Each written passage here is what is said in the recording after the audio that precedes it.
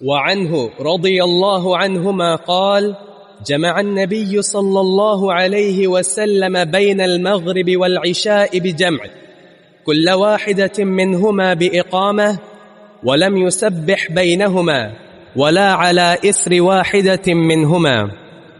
وعنہ، اور انہی سے روایت ہے جو پیچھے راوی گزرے ہیں، عبداللہ بن عمر رضی اللہ عنہما فرماتے ہیں کہ جمع النبی صلی اللہ علیہ وسلم بین المغرب والعشاء بجمع، رسول اللہ صلی اللہ علیہ وسلم نے جمع فرمایا مغرب اور عشاء کی نماز کو جمع مقام پر.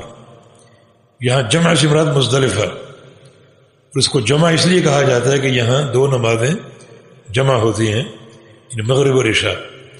حاجی جب عرفات سے نکلتے ہیں سورج کے غروب ہونے کے بعد تو حکم یہ ہے کہ مغرب وہاں ادا نہیں کرنی، بلکہ مغرب جا کر ادا کرنی ہے مزدلفہ، جمع کر کے عشاء کے ساتھ جب بھی پہنچیں.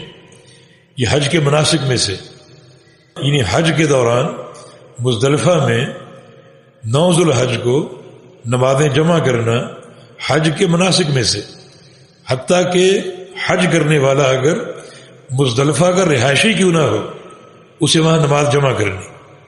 اس کا تعلق اقامت یا سفر سے نہیں ہے. یہ دونوں نمازیں جو عرفات میں ظہر اثر کا جمع ہونا اور مزدلفہ میں مغرب عشاء کا جمع ہونا، یہ حج کے مناسک میں سے ہے، حج کے شاعر میں سے ہے، اس کا سفر سے کوئی تعلق نہیں. اور یہ بات ناقابل فہم ہے کہ لوگ کیوں ضد کرتے ہیں اور ان دو نمازوں کی جمع کو سفر پر محمول کرتے ہیں اور کہتے ہیں کہ جب ہم مقیم ہو جاتے ہیں. ہمارے اکثر ہندوستان پاکستان سے آنے والے حاجی عرفات میں ظہر اثر جمع نہیں کرتے، ظہر اپنے وقت پہ پڑھتے ہیں، اثر اپنے وقت پر پڑھتے ہیں. یہ کیوں؟ اللہ کے پیارے پیغمبر کی سنت کیوں نہیں قبول کرتے؟ جی یہ مسافر کے لیے، ہم مقیم ہو چکے. نہیں، اس کا تعلق سفر یا حضر سے نہیں ہے، بلکہ اس کا تعلق حج کے مناسک سے ہے. رسول کریم صلی اللہ علیہ وسلم جب حج کے لیے تشریف لائے، جتنے دن آپ مکہ میں رہے، آپ جماعت کراتے تھے مکہ میں، تو آپ ہر نماز میں کہتے کہ اتموا صلاتکم فإن قوم سفر، کہ جو اہل مکہ ہیں اپنی نمازیں پوری کریں، ہم قصر کریں گے کیونکہ ہم مسافر. لیکن جب آپ نے عرفات میں نمازیں جمع فرمائیں اور قصر فرمائیں تو آپ نے یہ نہیں فرمایا کہ تم نمازیں پوری کر دینا، ہم مسافر ہیں، کیونکہ یہ حج کے مناسک میں سے، جمع اور قصر یہ دونوں حج کے مناسک میں سے. تو آپ رسول اللہ صلی اللہ علیہ وسلم نے مغرب اور عشاء مزدلفہ میں جو ہے وہ جمع فرمائیں، اور کل واحدۃ منہما باقامہ، ہر نماز اقامت کے ساتھ تھی.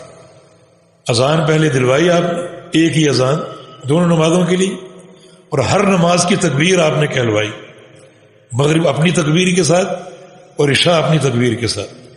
ولم یسبح بینہما، اور دونوں نمازوں کے بیچ میں آپ نے نفل نہیں پڑھے، کوئی سنتیں نہیں پڑھی. اور جمع کا معنی یہی ہے، جب جمع کریں گے تو بیچ میں کوئی نفل یا سنتیں ادا نہیں کی جائیں گی، ورنہ وہ جمع نہیں رہے گا. ولا علی اثر واحدۃ منہما، اور فرمایا کہ کسی نماز کے بعد بھی آپ نے کوئی نفل نہیں پڑھے، یعنی عشاء کے بعد عشاء پڑھ لی، عشاء کے بعد میں بھی آپ نے نفل نہیں پڑھے، حتیٰ کہ وتر بھی نہیں پڑھا. آج رات آپ عشاء پڑھ کے بس 2 فرض ادا کر کے اور آپ سونے کے لیے تشریف لے گئے.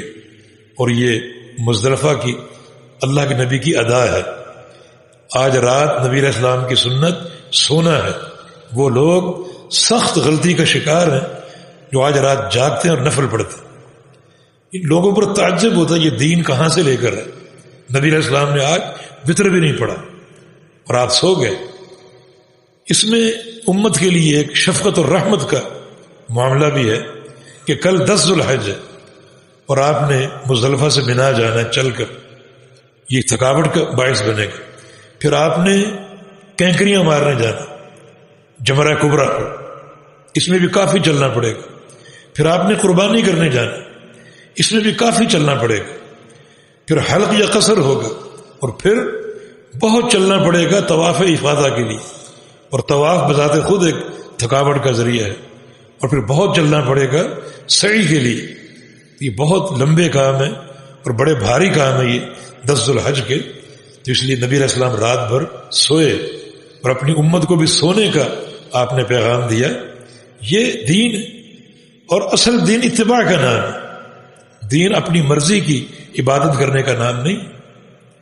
نبی علیہ السلام کی ادائیں دیکھیں، آپ کہاں چلے وہاں آپ چلیں، کہاں دوڑے وہاں آپ دوڑیں، کہاں سوئے وہاں آپ سوئیں.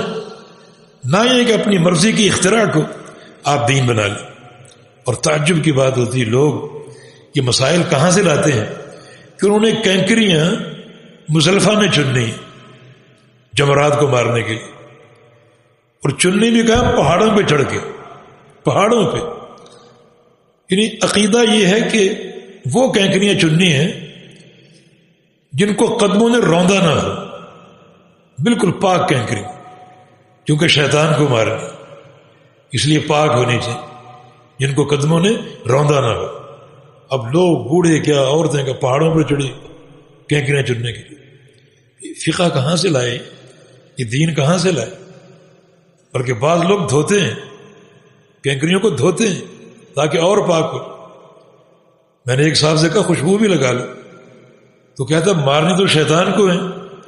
تو میں نے کہا پھر دھو کیوں رہے؟ یہ دین کہاں سے، یہ فقاہت کہاں سے آ گئی؟ تو اللہ تعالی ہمیں توفیق دے ہر مرحلے کے لیے اپنے پیارے حبیب کی سنت کی اقتداء کی. جی